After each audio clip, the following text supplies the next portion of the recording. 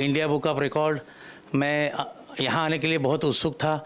मैं देखना चाहता कि खास करके हमारे हिंदुस्तान से, हमारे भारत से पूरे जो लोग आए हैं, कितने लोग हैं, बिकॉज हम लोग we are going to be a family of India book of record. हम लोग इंस्पायर कर रहे हैं आने वाले जनता को, पीढ़ी को। एंड सबसे पहले मैं इंडिया बुक ऑफ रिकॉर्ड जिन्होंने स्थापना की, जिसकी कल्पना थी, उसका अभिनंदन करना चाहूँगा। होता क्या है कि जब हम कुछ अच्छा करते हैं ना, तो जो प्रसन्नता मिलती है खुद को, ये किसी को दिखाने के लिए नहीं मैं करता हूँ। 42 साल से एक क्षेत्र में काम कर रहा हूँ, फिर भी मैं रोज़ सीख रहा हूँ, क्योंकि सीखना चाहते हो तो कोई अंत नहीं। एक तो बिलीव नहीं कर रहे लोग, एयरफोर्स के लोगों को बिलीव नहीं हो रहा है कि इतना हो ही नहीं सकता, उड़ ही नहीं सकता। मैं आपको बताऊं, बहुत ही जल्दी मैं खुद का रिकॉर्ड तोड़ दिया एक्चुअली आने के पहले। यहाँ ये 770 मिलीग्राम का प्लेन है, मैंने खुद का रिकॉर्ड ब्रेक कर दिया। वो और 200 मिलीग्राम से कम हुआ है। अगले साल मैं दोबारा आ रहा हूँ। ये somebody will please help me to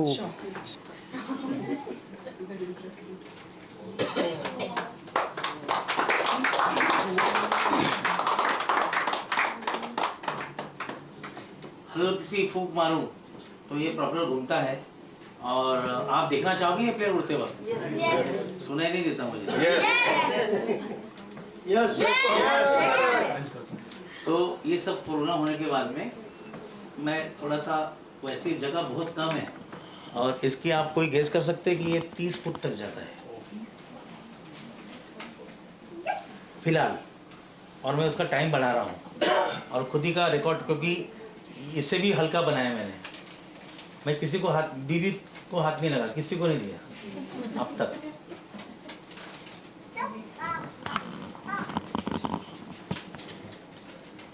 दुनिया में पहले एरो मॉडल आए हैं और ये कला अब तक, इसके बारे में ये जो सेगमेंट है एरो मॉडलिंग का, एरो मॉडलिंग का जो एक सेगमेंट है, एक प्रकार है, रिमोट कंट्रोल के प्लेन उड़ते हैं उसको एरो मॉडलिंग कहते हैं लोग, वैसा नहीं है। ये है फ्री फ्लाइट प्रकार।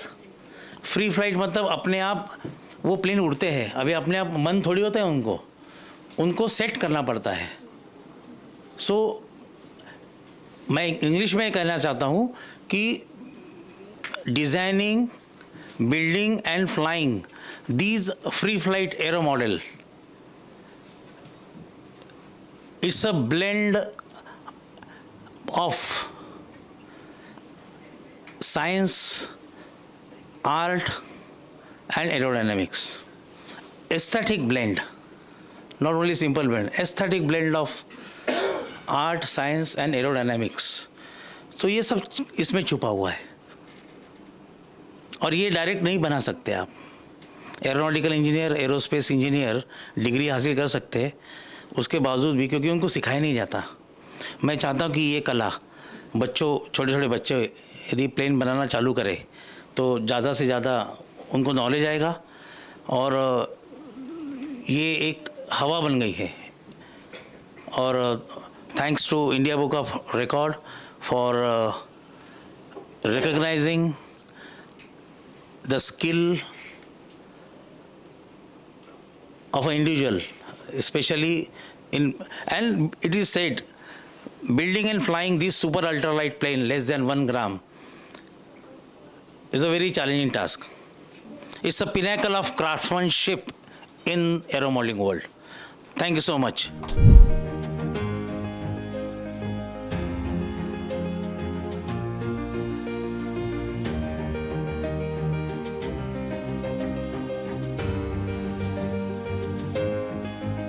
हमारे साथ अभी एक और रिकॉर्ड होल्डर जो हैं मौजूद हैं। इनके रिकॉर्ड के बारे में अगर मैं आपको जानकारी दूं तो lightest rubber powered indoor flying arrow model made by him. Congratulations sir for the best record India book of records. And please हमें कुछ आप अपने रिकॉर्ड के बारे में जानकारी दे सकते हैं। जो पिक्चर्स हमने लिए हैं वो भी हम दिखा देंगे लोगों को, लेकिन पहले ज़रा जानकारी दीजिए, प्रोसेस बताइए। वेल इसकी शुरुआत हुई कोरोना से, क्योंकि कोरोना में काम कुछ था नहीं, मैं बहुत बोर हो गया, टीवी देख देख के भी बोर हो गया। मतलब क्या करें, चलो अपने अपने हॉबी की तरफ टर्न लेते हैं। तो मैंने एक बॉक्स खोला, उसमें से मेरे पास ही सामान था, मैंने चलो छोटे मॉडल के ऊपर ज़रा ध्यान देते हैं। तो एक मॉडल था, उसमें लिखा था this is world's lightest aero model. उसका वज़न लिखा था 1.8 ग्राम। वो कार्बन फाइबर का था और उसकी कीमत मैंने 2000 में ख़रीदा था, मेड इन चेकोस्लोवाकिया। तो मैं बोला अपना हिंदुस्तान के, अपने भारत के बच्चों में इतने खरीदने में कोई मतलब नहीं है, ये तो बना सकते हैं। तो बोला बाम्बू से बनाते हैं, बाम्बू की कोई कीमत ही नहीं है, पड़ा रहता है इधर उधर, कहीं भी मिल जाता है। तो बाम्बू की बारीक तारे निकाल के, लकड़ी छील छील के मैंने प्लेन बनाया, उसके जैसा उड़ा। और उसका वज़न था, गेस कीजिए, 1.5 ग्राम। कार्बन फाइबर के प्लेन से कम। तो मेरा कॉन्फिडेंस और बढ़ा। फिर मतलब एक काम करते हैं, बालसा वुड से बनाते, जो हम अक्सर पूरे दुनिया में ये जो एरो मॉडल्स होते हैं बालसा वुड से बनाए जाते हैं। और बालसा वुड ने बहुत ही, जो घर में हमारे वर्कशॉप में जो वेस्ट मटेरियल होता है, उसमें से ही मैंने बारीक थ्रेड के जैसी ब्लेड से निकाल के लकड़ियाँ, उसको जोड़ जोड़ के, यानी जो फेविक्विक होता है, तो आजकल जेल आता है गाढ़ा, तो 1.5 ड्रॉप भी यूज़ नहीं किए मैंने। टाशनी के नोक पर उसको लगा लगा के मैंने प्लेन बनाया और वो हुआ 1.2 ग्राम। हाँ, तो फिर मैं प्रैक्टिस करते गया और 3-4 साल से अब मैं पहुंचा, धीरे धीरे करते करते 10-12 मॉडल बनाए। अब लेटेस्ट है 770 मिलीग्राम, इन अदर वर्ड्स 0.77 ग्राम। अच्छा सर, हर चीज़ के पीछे हम कोई भी रिकॉर्ड बनाते हैं, अपने जीवन में कोई भी अचीवमेंट करते हैं, तो उसके पीछे कोई ना कोई मोटिवेशन ज़रूर होता है, चाहे हमारे पेरेंट्स हों, चाहे हमारी हैबिचुअल जो चीज़ें होती हैं वो हो। तो आपको किस चीज़ ने मोटिवेट किया? सबसे पहले तो मैं मेरे बीवी का शुक्रगुजार हूँ, दोनों बच्चों का भी, क्योंकि यदि बीवी मुझे इनकरेज नहीं करती, पहले तो मेरे पापा ने किया, वो आज इस दुनिया में नहीं है, पर उसके बाद शादी होने के बाद काफ़ी सालों से मैं ये कर रहा हूँ एरो मॉडलिंग, पैसे काफ़ी खर्च किए हैं और जो आज मैं कर रहा हूँ इसका एनकरेजमेंट मेरी बीवी से ही मिलता है मुझे। वो कभी मना नहीं करती तो मैं कर पाता हूँ, तो आई एम रियली थैंकफुल। उसका नाम है नीलाम्बरी और वो मना करे तो मैं कुछ नहीं कर सकता। ये बिल्कुल, ये तो है।